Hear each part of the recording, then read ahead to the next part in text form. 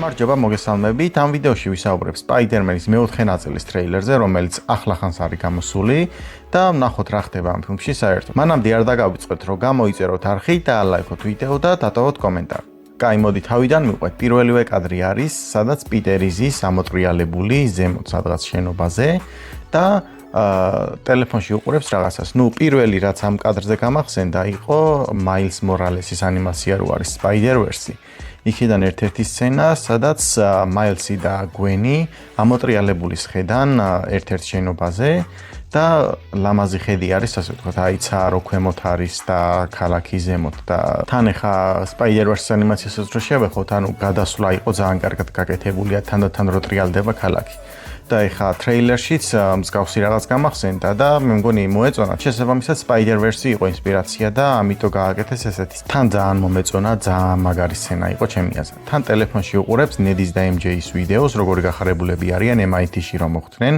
წინა ფილმიდან თუ გახსოვთ, უნივერსიტეტში ჩააბარეს და თან ამ ვიდეოდან ის ირკვევა, რომ ანუ მაინც არ ახსოვთ პიტერი რა და ერთადერთი საშუალება რომ კავშირში იყოს ამ მეგობრებთან პიტერი არის რომ მობილურში უყურებს ხოლმე მაგათ ვიდეოებს როგორც ჩანს. მე არის ძალიან მაგარი სცენა, ნიღაბს რო იკეთებს და შენობიდან ეშვება.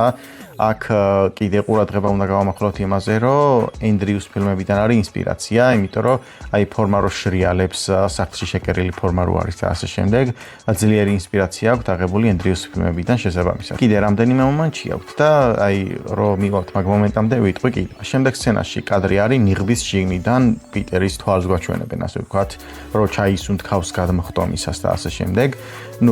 ესეთი არაფერი არ მინახავს, ანუ ძირითადად ნიღბის შიგნიდან კადრები როცა არის ხოლმე მთლიანი სახე ჩანს აერკინის კასი რომ ნახოთ მაგალითად და ამ შემთხვევაში ანუ შიგნიდან ნიღაბსაც გვაჩვენებენ თვითონ პიტერსაც და ფანებმა ამოთხარეს ეს ტრეილერი საერთოდ და აი რანაირად არისო ამ ხელა ადგილი ნიღბის ლინზას და პიტერის თვალებს შორისო და მიკროსკოპული ლინზით არის გადაღებული და ჩანს ახლა მაგ ხელა ადგილი. ანუ ამაზე ჩაჭერა კიდე რაღა იყო, არ ვიცი. ამის მერე სხვა კადრები მიდის ახლა, მაგრამ რო ვილაპარაკოთ, წერილი უჭირავს ხელში. და აი No Way Home-ის ბოლოს თუ გახსოვთ, წერილით ხელში მიდის და იწყებს საუბარს და აქ ხედავთ უკვე ამ საუბრის გაგრძელებას ამ ფილმში. ანუ უნდა მივიდეს თავის მეგობრებთან და ამ წერილში უწერია როგორ აუხსნას, რომ პიტერ პარკერია, Spider-Man-ია და იმათი მეგობარია. და აი დოქტორ სტრეინჯმა რო შელოცვა გააკეთა, იმიტომ არ ახსოვთ და მოკლედ ამ წერილში უწერია ეს და აი წინა ფილმში დაიწყო ამ წერილით, რაც ეწენა ამ წერილში, მაგრამ მე ვეღარ მოაბა თავი და ამდენი რაღაცეების მოყოლას ერთი ჭიქა ყავა უთხრა რომ გაეკეთებინა MJ-ს, იმიტომ რომ კაფეში მუშაობს MJ-ი, მიაკითხა და ვეღარ გააგრძელა საუბარი. ამის მერე ხედავთ რომ ახალი ვებშუთერები აქვს, ახალი ფორმა ხო შეიკერა და ვებშუთერებიც ახალი გაიკეთა, ესე იგი. ანუ შეიძლება ეხა წინები გადმოაწყო თავის ნებაზე, ახალ ფორმაზე რომ მოერგო, ასე ვთქვათ, მაგრამ შეიძლება სულ ახლიდან თავისით გააკეთა ყველაფერი. მე ვხედავთ რომ ამ ფორმას სარეცხის მანქანაში რეცხავს და თან ჩალურჯებული აქვს ფეხები და მე მგონი ვიღაცასთან მაგარი იწიხლავა. შეიძლება აი ფანიშერი და Spider-Man-ის სცენარო არის, აი მაკედან წამოსული არის. ამის მერე არის ძალიან საინტერესო სცენა, ანუ ერთი შეხედვით არაფერი, მაგრამ ქალაქის გასაღებს აძლევენ პიტერს. აქედან იმას შეგვიძლია მივხვდეთ, რომ ანუ წინა ფილმში ხო ეზიზღებოდა Spider-Man-ი. ხალხმა არ იცოდა Spider-Man-ი ვინ იყო, ვინაობა რო გაიგეს, მე უცებ შეზიზღდათ. და დოქტორმა სტრეინჯმა რო დაავიწყა, ესე იგი ხალხს დაავიწყდა ეს წენა თუ სიბრაზე თუ რატომაც ეზიზღებოდა წინა ფილმში Spider-Man-ი. ანუ მისტერიოს რაღაცა მოწყობილი შეთქმულების გამო შეზიზღდათ და ეხლა უცებ შეუყვარდათ და ქალაქის გასაღებიც მით. მაგრამ აქ მეორე ისიც არის კიდე, ანუ ხალხი კაი გასაგები არის, მაგრამ თუ Daredevil MCU-ში შემოვიდა და რაც მათ ხდება, ზოგადად სამყაროშიც ხდება, მაშინ უილსონ ფისკის შემოღებული კომენდანტის საათი, შეზღუდვები და აი ეს რაღაცა ვიჯილანტი ვინც არის როჯის მაგებს, ახალი Daredevil სერიალში, პირველ თუ მეორე სერიაში, პირველი სეზონის გაკვირით ანუ სუპერგმირებს ჩამოთვლის, ასე ვთქვათ, Daredevil-ს ჩამოთვლის, Punisher-ს მიაყოლებს და Spider-Man-ს ახსენებს. სიტყვიერად, ესე იგი, სიტყვიერი ხსენების უფლებას აძლევს Sony, მაგრამ თუ ესენი გაერთიანებულები არიან, მაშინ სპაიდერმენს რანაირად მიცეს ქალაქის გასაღები, თუ უილსონ ფისკი მერი გახდა, რანაირად დაუშვა ეს, რომ ეს მომხდარიყო, არ ვიცი. კაი, მოდი ეს გავატაროთ, იმიტომ რომ ეხლა სონი და ცალკე დეარდევილის და უილსონ ფისკის უფლებები და ხო ამ კომპანიებმა ხო შეჭამეს ეს ორი პერსონაჟი, რომ მაგათი სამყაროები ვერ გააერთიანეს წესიურად. ხან ისე გამოჩნდებიან, ხან ასე გამოჩნდებიან ერთმანეთის პროექტებში. და ეხლა იმ მოძრაობაზე მივედით, აი ენდრიუს ფილმს მახსენებს მეთქი კიდევ ვიტყვით, ესეთი ძალიან მაგარი მოძრაობა არის და გაგონებს ენდრიუს ფილმს, იმიტომ რომ რაღაც ესე უფრო აი თავისუფლად რაღაც სპეციფიკური თავისებური სტილი ქონდა ენდრიუს სპაიდერმენს და ინსპირაციას იღებენ, ესე იგი. როგორც ჩანს, სპაიდერმენის სხვადასხვა ფილმებიდან იღებენ ინსპირაციას. სპაიდერვერსის ანიმაციიდანაც აიღეს ინსპირაცია, ენდრიუს ფილმიდანაც იღებენ და მე მოუბრუნდები ტობის ფილმებიდან რა ინსპირაციას იღებენ, ძალიან საინტერესოდ არის ჩემი აზრით გაკეთებული ეს. მანამდე კიდევ ვიტყვი, რომ ფანიშერიც ჩანს ამ ტრეილერში, რა თქმა უნდა, თავიდანვე გვითხრეს, რომ იქნებოდა და ხედავთ, რომ პიტერი და ფანიშერი იცნობენ ერთმანეთს, იმიტომ რომ რაღაც ძმაკაცურად ეხუმრებიან ერთმანეთს, თუ რაღაცა ეგეთი არის რა. და საინტერესო არის, როგორ დამეგობრდნენ, სად დამეგობრდნენ, ესე უცებს კაპ და იციან ერთმანეთი, იმედია გვეტყვიან მაგას, როგორ შეხვდნენ ერთმანეთს და ასე შემდეგ, ძალიან საინტერესო იქნება ჩემი აზრით. და გადავა მომენტი არის კიდე, იმიტომ რომ ფანიშერი გაქანებული 18+ პერსონაჟი არის, მაგრამ ეხლა სპაიდერმენის ფილმში ხო ვერ ჩასწორდნენ ამას და რომ უნდა შეეგინებინა გააჩერა პიტერმა და გადავა მომენტი იყო, მოკლედ მომეწონა მე. ეხლა ამ მომენტზე გავჩერდეთ, მოდი. პიტერი კი ცდილობს, რომ თავის მეგობრებს გაახსენოს ვინ არის, მაგრამ ამ მეგობრებს ვარ ახსოვთ პიტერი, ეხლა ხო თავისი ცხოვრები ცხოვრობენ და ეხლა MJ იმას გადაწყვიტა, რომ სხვა შეყვარებული გაიჩინოს, ასე ვთქვათ და ეს ბიჭი ხო არ გაახარეს, აი ყველა ფილმში რაღაცა საშინელება იმართება. კიდე ყველაზე საინტერესო რაც არის ამ ტრეილერში არის პიტერის მუტაცია და შესაბამისად ტობის ფილმიდანაც აიღეს ინსპირაცია. საინტერესო იმიტომ არის, რომ ობობის ისტორიას მიუბრუნდნენ, ასე ვთქვათ და ბიოლოგიურ ცვლილებებს განიცდის პიტერი. ჩვენ ვიცოდით და იმასაც გვეუბნებოდა ხოლმე ეს პერსონაჟი, რომ ობობა მოკვინა, მაგრამ ეს არ გვაჩვენეს თავიდან, იმიტომ რომ ასეთი აზრი იყო ჩამოყალიბებული, რომ მანამდე ბევრი სპაიდერმენი ქონდა ნანახი და ისევ თავიდან რომ მოეყოლათ ის როგორ უკბინა ობობამ, როგორ გახდა სპაიდერმენი და ასე შემდეგ. არ გააკეთეს და ეგრევე სამოქალაქო ომში ჩააგდეს ეს პერსონაჟი, უკვე ძალები ქონდა მიღებული. და ეხლა ამ ბიოლოგიურ ცვლილებებზე და რადიოაქტიურობაზე გაამახვილეს ყურადღება.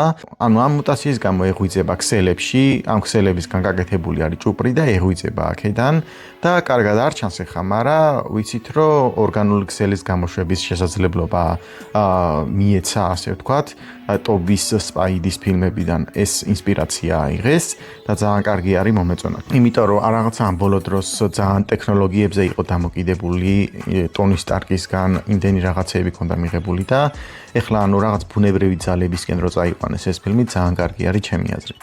ამის გამოსაკვლევად მიდის ბრიუს ბენერთან, იმიტომ რომ ეხლა რადიაციაზე იმაზე უკეთესად ვისეცოდინებოდა თუ არა ხალხის პატრონს. ორგანული ქსელის გამოშვებასთან ერთად პიტერს სხვა გაძლიერებებიც ახასიათებს, ასე ვთქვათ. თავისი ძალები მოემატა, სპაიდერ-სენსიც გაუმჯობესებული აქვს, რამდენიმე კადრში ვხედავთ, რომ რაღაც თითქოს ძალიან ზედმეტად გრძნობს რაღაცეებს. ასევე ქსელს რო გამოკაჩავს, ვეღარ ზომავს უკვე ძალიან ძლიერად რო გაექანება. უფრო ძლიერი და ძლიერი ხდება თავისი ძალების შესაბამისად, როგორც ჩანს. აქვე ისიც აღვნიშნოთ, რომ ბრიუს ბენერი რო გამოჩნდა, ყველამ ვიცით, რომ ხალხიც უნდა გამოჩნდეს წესით და იმედია ისეთ ხალხს დააბრუნებენ, აი ძველი რო იყო, იმიტომ რომ ეს ახალი ხალხი ძალიან მოეწყინა ხალხს, არაფრის მაქნისი არ არის საერთოდ. როგორც ჭკვიანი ხალხიც არაფერს არ აკეთებს და მოკლედ ხალხს რაც მოენატრა, იმედია იმას მიცემენ ამ ფილმში. ამის მერე ტრეილერში საუბარი მიდის ობობის სამ სასიცოცხლო ციკლზე და ამ ხმას რო უსმენდი, გამახსენდა აი ენტმენის ფილმში ბილ ფოსტერი რო იყო პერსონაჟი, თუ იცით, მეცნიერი, რომელიც გოუსტს ეხმარებოდა. რა ძალიან გავდა ამ პერსონაჟის ხმას და შეიძლება დააბრუნეს ამ ფილმში რატომღაც არ ვიცი. მაგრამ მეცნიერი არის და შეიძლება სხვა ფილმებში რო გამოეყენებინათ ამ ფილმში მოიყვან. არ ვიცი რატომ, მაგრამ ეს ხმა ძალიან მივამსგავსე ამ მსახიობის ხმას და რა ვიცი, ყოველ შემთხვევაში ჩემთვის ესე ჟღერდა მისი ხმა, რა ვიცი. მერე აი სპაიდერმენი და ფანიშერი რო ტანკს მიდევდნენ, ვხედავთ რომ იქ ვიღაცა იჯდა სუპერ ძალებიანი ვილენი, ესე იგი, რომელსაც სხვადასხვა ადამიანების გონებაში გადასვლა შეუძლია, ამასაც ვხედავთ. ზუსტად ეხა არ ვიცი ვინ არის, მე ეგრე გარკვეულიც არა ვარ ჩახედული გადადული, მაგრამ ძალიან საინტერესო იქნება, მაინტერესებს ვინ იქნება ვილემი. ამის მერე ამ კაპიშონიან ადამიანს ვხედავთ და წესით Sadie Sink-ის პერსონაჟი უნდა იყოს, აი Stranger Things-იდან Max-ის როლს ვინც ასრულებს გეცოდინებათ. ნუ დაანონსებული იყო ეს პერსონაჟი, ეს მსახიობიც ლაპარაკობდა რომ Spider-Man-ის ფილმში იყო და სურათებიც გავრცელდა რომ რაღაცა მსგავს ჩაცმულობაში იყო და წესით ეგ უნდა იყოს რა. ნუ ზუსტად არ ვიცი ესეც ვის ითამაშებს. შეიძლება ის გონებიდან გონებაში გადასვლა რომ შეუძლია ეგ ტიპი არის, მაგრამ ნახოთ. ნუ ეხა Scorpion-საც ჩითავენ, იმიტომ რომ Homecoming-ის კრედიტ სცენაში გამოჩნდა და ძლივს 90 წლის მერე გაახსენათ რომ ეს პერსონაჟი არსებობს და გამოყენება შეუძლიათ და ძალიან საინტერესო იქნება ჩემი აზრით. რომ ძლივს ამ პერსონაჟს ვნახავთ ეკრანებზე. ამის მერე ძალიან კარგი და ლამაზი კადრები არის, მაგრამ მოდი ერთზე გავამახვილოთ ყურადღება, როცა პიტერს თვალები უშავდება. ნუ ამბობდა ხალხი, რომ ეხა სიმბიოტი გამოჩნდება ამ ფილმში, მაგრამ ჩემი აზრით ძალიან ზედმეტი იქნება, იმიტომ რომ ისე რაც ამდენი პერსონაჟი გვყავს, ჯერ პიტერის მხარეს ფანიშერი, ჰალკი, კიდევ ვინ გამოჩნდება, რა ვიცი, სასწაული მოხდეს იქნება და დეარდევილიც გამოჩნდეს. ვილენების მხარეს ჩამონათვალი გვაქვს, იმის ნახევარი გამოჩნდა ძლივს და ეხა კიდე ვენომი რო დაემატოს, ძალიან, არ ვიცი. ძალიან ცოტა საეკრანო დრო ექნება ყველა პერსონაჟს და ვერაფერს ვერ მოასწრებს ფილმი თუ ამდენი პერსონაჟი ჩატენა და კიდე ვენომი თუ დაამატა ზემოდან, რა ვიცი, ძალიან ცუდი იქნება ჩემი აზრით. იმედია ვენომი არ არის ეს. და ერთ-ერთი მუტაცია არის, რომელსაც პიტერი გაივლის. ნუ წეხან რო გითხარით საუბარი რომ მიდიოდა ტრეილერში და მეცნიერის ხმას მაგონებს მეთქი. ეგ კიდე აგრძელებს საუბარს და ამბობს რომ ეს სხვადასხვა მუტაციის ეტაპებს გაივლის პიტერი, ასე ვთქვათ და თავიდან დაიბადება, ესეც სიტყვას და ამბობს რომ თავიდან დაბადებას ამბობს ესეც სიტყვას და შესაბამისად პიტერი გაივლის ამ მუტაციებს და შეიძლება რახან უარყოფითი ეფექტებიც ექნებაო, რო თქვეს ტრეილერში. შესაბამისად ეს რო გაუშავდა თვალები შეიძლება რაღაცა ბოროტებისკენ წაიყვანოს ან რაღაცა ესეთი, ცუდიც მოყვეს და საბოლოოდ ახალი, უფრო ძლიერი და უფრო მაგარძალებიანი Spider-Man-ი გაიჩისოს ბოლოს. ძალიან საინტერესო არის, მაგრამ იმედია ვენომი არ იქნება, იმიტომ რომ ძალიან ზედმეტი იქნება უკვე. ისედაც იმდენი ვიღაცეები ჩაყარეს, რომ კიდე ამის დამატება საშინელება იქნება. დრო არ არის უბრალოდ მაგდენ ხა 6 საათიანი ფილმი ეს არ არის რომ ყველაფერი მოასწრონ და ხა 2 საათში რა უნდა მოასწრონ მაგდენ. ამის მერე ტრეილერში სხვადასხვა კადრები არის კიდე და წავიკითხე რომ კომიქსებთან არის ერთ-ერთში და ძალიან კარგი არის. თან ყველაზე მეტად მე მომწონს აი ხმლის გადახვის სცენა, ჩემი აზრით ძალიან მაგარი არის. ნუ ძალიან საინტერესო ჩანს ტრეილერიდან და მე მგონი 31 ივლისს ყველა ველოდებით როდის გამოვა ეს ფილმი და როდის ვნახავთ კინოთეატრებში. თან ნახვების რეკორდი მოხსნა ამ ტრეილერმა 1 მილიარდ ნახვას გადააჭარბაო, როგორც ამბობენ და ძალიან მაგარი არის ეს. და კიდე ის უნდა ვთქვა, რომ ფერები შეცვლილი არის ამ ფილმში ძალიან, იმიტომ რომ ცოტა მონაცრისფრო, რო სერიოზული ტონის ფერები აქვს, აი მეხთამტეხლების ფილმს რო ქონდა რაღაცა ეგეთი ტონი აქვს და ახალი არის და მომწონს ეს ახალი ხედვა, ახალი ფერები, ძალიან საინტერესო არის ჩემი. და კიდე რა თქმა უნდა ისიც უნდა აღვნიშნო, რომ ავტობუსში ეს გოგო რო გამოჩნდა, როუგი არ არის X-Men-ებიდან, იმიტომ რომ გამორიცხულია, რომ ესე რენდომ ადგილზე, რენდომ ავტობუსში, რომელსაც Spider-Man-ი ეჯახება, ჩაესვათ პერსონაჟი, თან არ ამგონია ხა ეს პერსონაჟი, იმიტომ რომ რაღაც სასწაულად შერჩეულს და იმას არ გავს.